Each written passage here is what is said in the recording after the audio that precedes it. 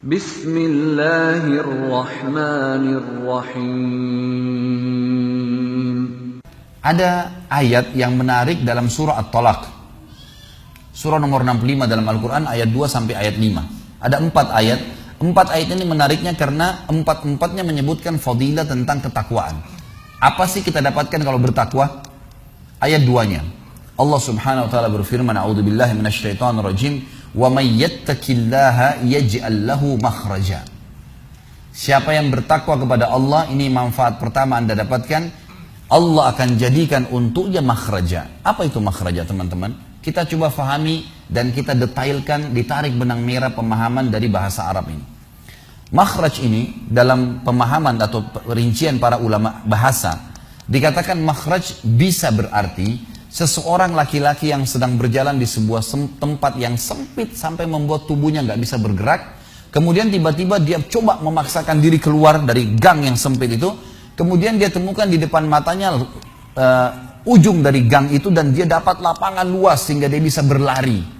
Transisi dari gang yang sempit ke jalan besar namanya makhraj dalam bahasa Arab.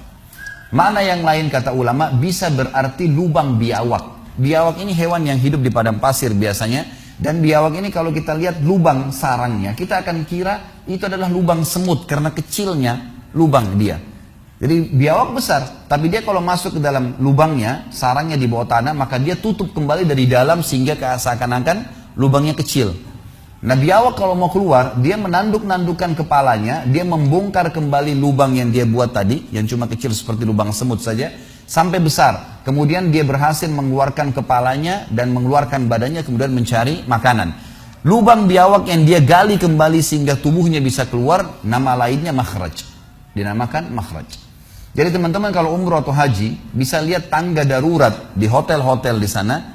Untuk menyelamatkan diri kalau kebakaran ditulis mim kha ra jim, makhraj. Gitu kan? Jadi ini darurat, kalau sudah kepepet bisa lewat sini, gitu kan? Liftnya nggak jalan, kebakaran, bisa menyelamatkan Anda. Gitu loh bahasanya.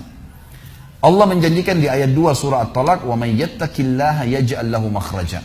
Siapa yang bertakwa kepada Allah, Allah akan jadikan makhraja dalam hidupnya, jalan keluar dari masalah yang dia hadapin yang sangat lapang, luas, gitu kan? Ayat ketiga Allah janjikan fadilah yang kedua, "Wa yarzuqhu min haitsu la yahtasib." Dan Allah akan berikan kepadanya rezeki dari tempat dia tidak sangka-sangka. Saya mengajak teman-teman untuk hadiri ceramah besok insya-Allah. Saya tidak tahu panitia bisa ditanya alamatnya, ada besok subuh dan ada besok malam. Kalau tidak salah besok subuh itu kenalilah Tuhanmu kau akan bahagia. Judulnya kita akan bicara lebih jauh tentang Allah Azza wa Jalla. Kemudian maghrib nanti kita akan bicara saudaraku nilai rahasia rezekimu. Akan lebih panjang lebar saya jelaskan masalah rezeki dan sumber-sumbernya, gitu kan. Rezeki ini banyak orang fahami hanya baju, makanan, minuman, pakaian, tempat tinggal. Padahal rezeki itu sangat luas, lebih luas daripada itu. Mata kita bisa menangkap cahaya. Sekarang Anda bisa lihat saya bisa lihat Anda karena ada cahaya lampu ini. Ya. Kalau tidak ada cahaya sekuat apapun, mata kita senormal apapun tidak bisa lihat apa-apa. Gitu kan. Berarti bisanya mata kita menangkap cahaya sebuah rezeki. Suara kita bisa menangkap suara sebuah rezeki. Seterusnya, kita masih bisa mencerna dan membedakan mana pedas, mana pahit, mana manis dalam waktu seketika dengan lidah kita, sebuah rezeki. Artinya seluruh ini adalah rezeki. Dan Allah mengatakan wa yarzuqhu, dan Allah akan berikan dia rezeki semua kebutuhannya. Bukan cuma sekedar duit, makanan, minuman, pakaian dan seterusnya, tapi semua kebutuhan yang bisa membuat roda kehidupannya berputar dari tempat yang dia tidak sangka-sangka akan datang dengan sendirinya. Ini ayat yang kedua. Maaf, ayat kedua tapi nomor fadilah kedua cuma ayat nomor 3 dalam surah At-Talaq. Saya tidak lanjutkan ayatnya karena itu berhubungan dengan tawakal. Sampai sini bahasannya. Ayat keempat, fadilah ketiga di ayat keempat At-Talaq. Lanjutannya Allah mengatakan wa may yattaqillaha yaj'al min amrihi yusra. Siapa yang bertakwa kepada Allah, Allah akan jadikan, kata ulama relevansinya adalah dengan ayat nomor 2 tadi. Ayat nomor 2 Allah janjikan makhraja. Di situ jalan keluar, tetapi di sini jalan keluarnya belum dirincikan mudah atau sulit. Misal, ada orang diberikan jalan keluar sama Allah Azza wa Jalla kena sakit harus melalui operasi dulu.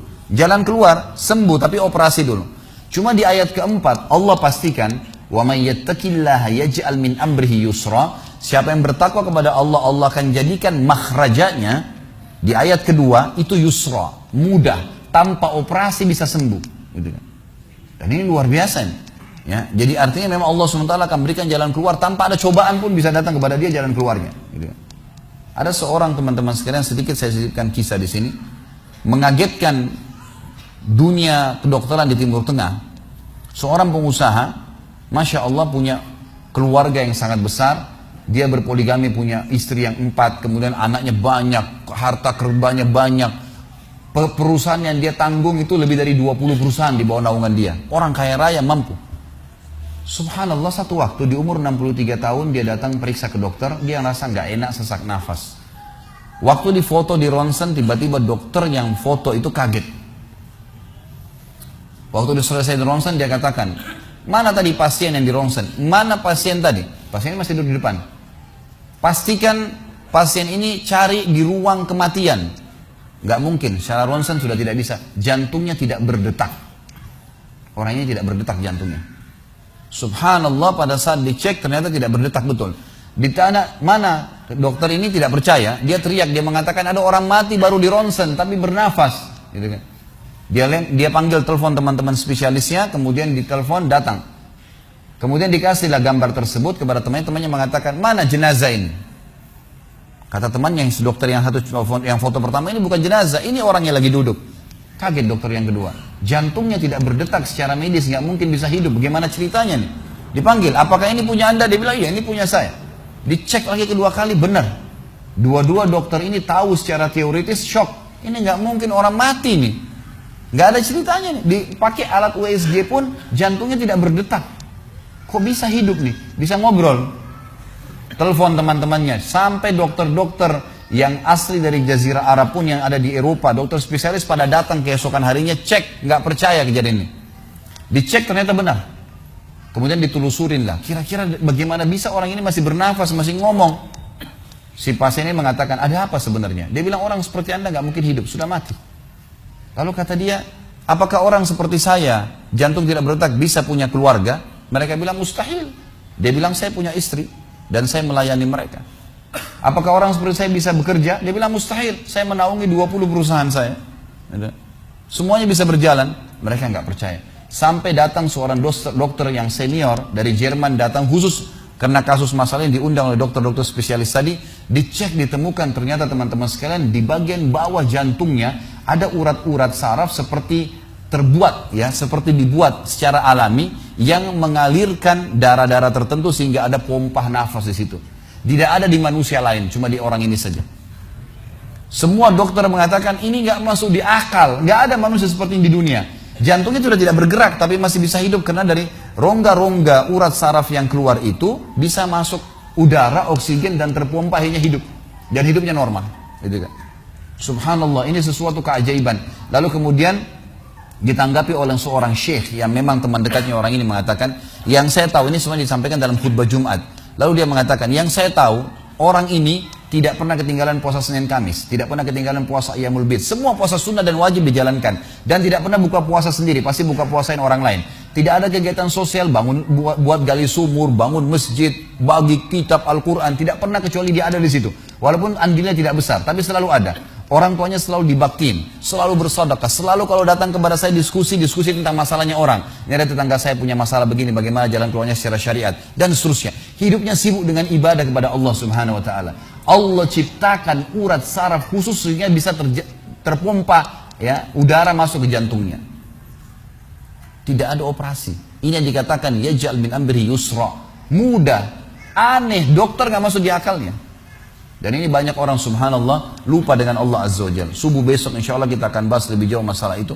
Mereka tidak tahu kalau kekuatan Allah Subhanahu wa taala. Sakit, dokter, dok, bagaimana saya bisa sembuh? Subhanallah. Sebelum pergi akhi, ukhti, bilang, ya Allah, jadikan dokter ini penyebab saya sembuh. Sembuh insya Allah. Tapi kita tidak bergantung pada manusia. Kata Nabi SAW dalam hadis qudsi riwayat Bukhari, kata Allah Azza wa Jal, hai anak Adam, kalau kau menggantungkan nasibmu pada aku akan memenuhi semua kebutuhanmu. Tapi kalau kau menggantungkan nasibmu pada selain aku, maka aku akan biarkan kau dengan ketergantunganmu. Ya udah, terserah kamu. Tidak akan bisa ditolong, gitu kan?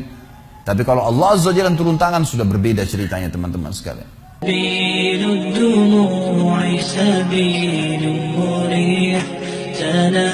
أدا يا صاحي كي تستريح